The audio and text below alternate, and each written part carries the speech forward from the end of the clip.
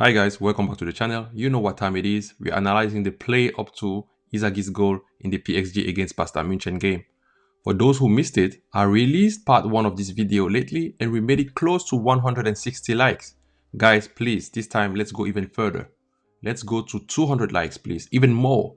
It really helps with YouTube so that more people can watch those videos, right? Also, can you please consider subscribing? I'm really aiming for 1000 subscribers soon. Also, I will try something new in this video, but you will definitely enjoy it, trust me. Well, what a spectacle we have witnessed here today.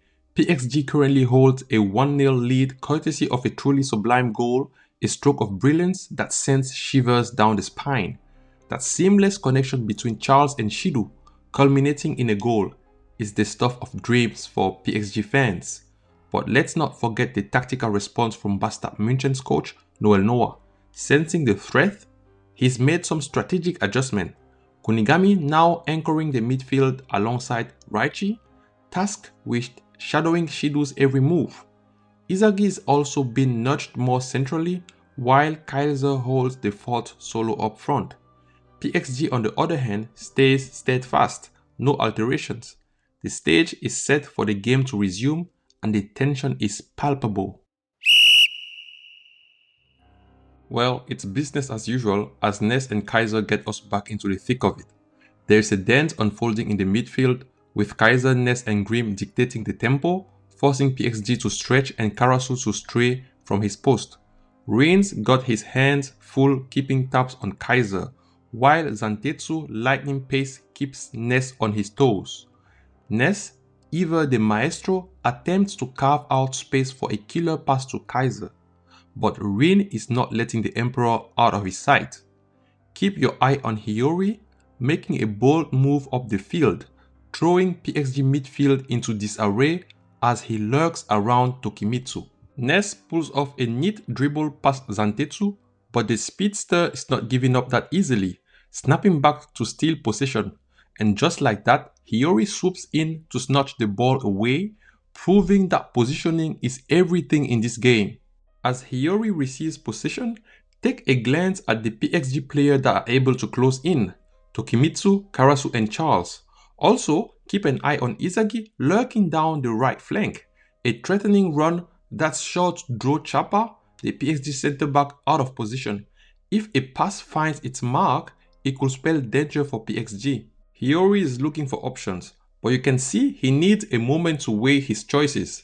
And there it is, just the opening Charles needs as he sneaks in from Hiyori's blind side, snatching the ball and kickstarting PSG counter-attack.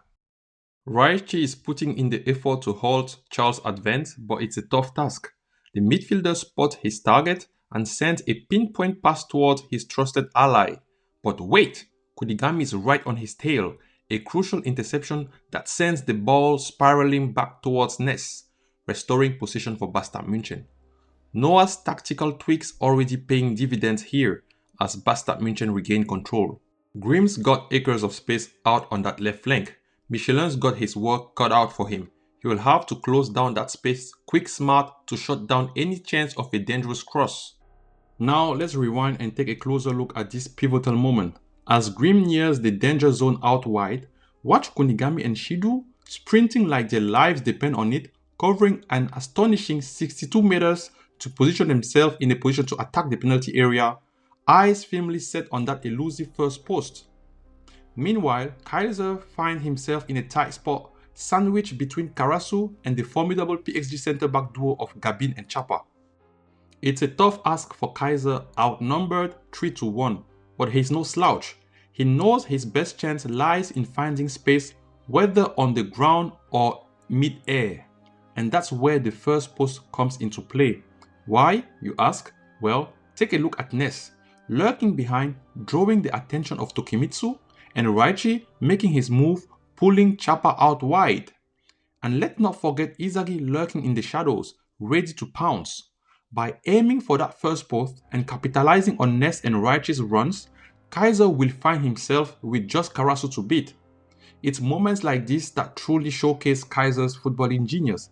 His innate ability to read the game and exploit every opportunity, just like we saw in the opening moment against Ubers, If you remember that play, Ness made a run to bait the defense so that Kaiser would be free to receive the ball, but then again Lorenzo was there. Grim works his magic, carving out just enough room to whip in a dangerous cross towards that coveted first post. Michelin can't even prevent the threat. However, Kunigami and Shido, ever the disruptors, intervene to thwart Kaiser's cunning plan, deflecting the ball towards the right flank where Raichi gets it. But keep an eye on Charles, lurking just out of Raichi's sideline, poised to pounce and kickstart another lightning-fast counter-attack for PXG. Once more, watch Kunigami and Shido putting pedal to the metal as they charge forward. Isagi strategically places himself so that he can intercept Charles, while Rin bides his time, holding his run and patiently waiting for Charles to make his move instead of charging ahead toward the goal. Charles cleverly exploits Rin's run as a decoy, advancing with the ball as Shido positions himself strategically. However, Hiyori remains vigilant, sticking to Charles like a glue, determined not to let him have his way. Charles finds a pocket of space and attempts a deft Trivela pass towards Shido, but once more, Kunigami steps up, thwarting PXG number 99 with a perfectly timed block. Watch PXG maintain their relentless pressure. Karasu's anticipation of the ball trajectory is evident in his shrewd positioning. Meanwhile, Kiora maintains Bastard München's defense line high up the pitch. And keep an eye on Charles, already primed and prepared to respond swiftly when PXG gains possession of the loose ball. Karasu's remarkable prowess in ball retention owing to both his physicality and technique is evident once more as he adeptly draws Grim and Kiora towards him while maintaining possession of the ball. Creating such a scenario leaves acres of space on Bastard München's left side of the defense, while their midfield appears to be congested. So the question arises, why isn't Itoshirin exploiting that space? Shido is already making moves up front near the goal on the right side of Bastard München defense, and even Nanase finds himself positioned effectively between the lines in the central area. We call that zone 14 for you guys who don't know it. He offers himself as an option. This is a classic striker play, yeah? Attacking the space. Why is Rin not moving? Why is he always staying close to Charles? Meanwhile, Charles always remains closely marked by Raichi. It seems that Raichi has learned his mistake from the goal PXG scored earlier. Now he's not leaving Charles free anymore. Charles once again showcases his exceptional off-the-ball movement, eluding Raichi's marking and successfully receives the pass from Karasu. Charles attempts another ambitious pass to Shido, but Hiyori intercepts it, sending the ball airborne once more. Something that's overlooked in this build-up is Raichi's pivotal role. As he moves to retrieve the loose ball, take note of Hiyori and Isagi positions on the field deep in the midfield.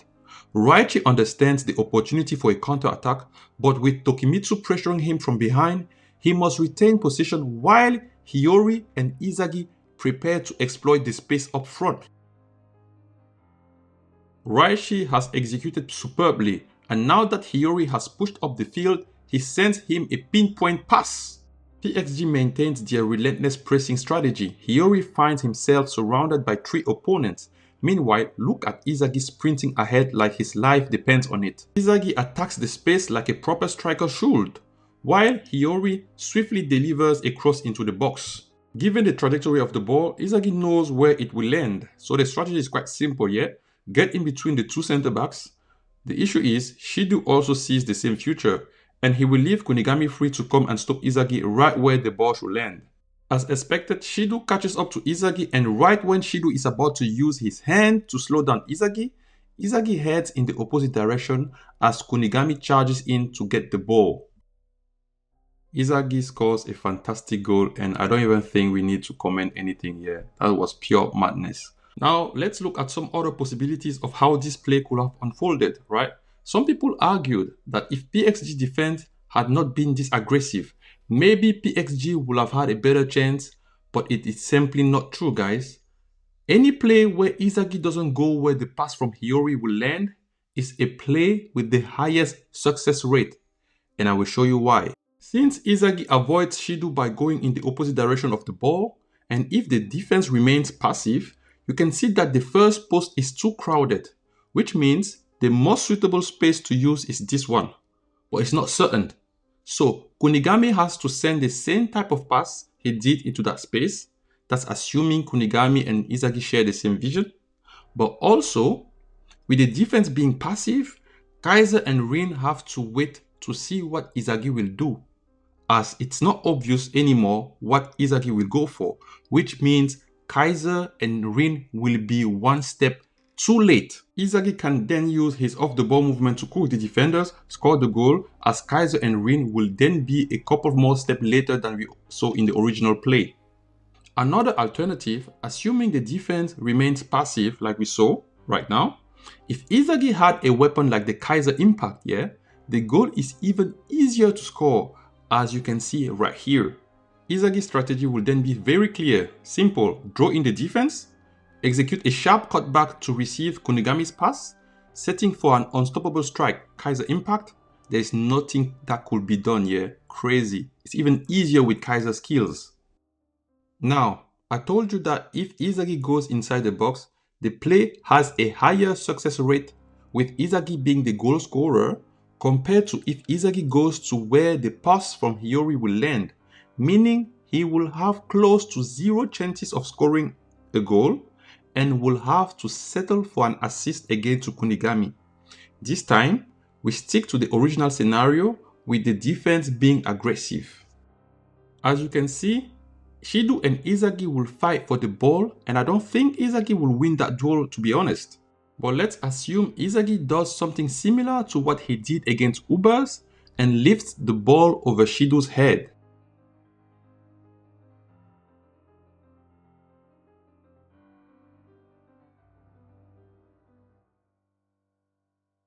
Like I said, Isagi will then have to settle for the assist to Kunigami, who will have no problem scoring.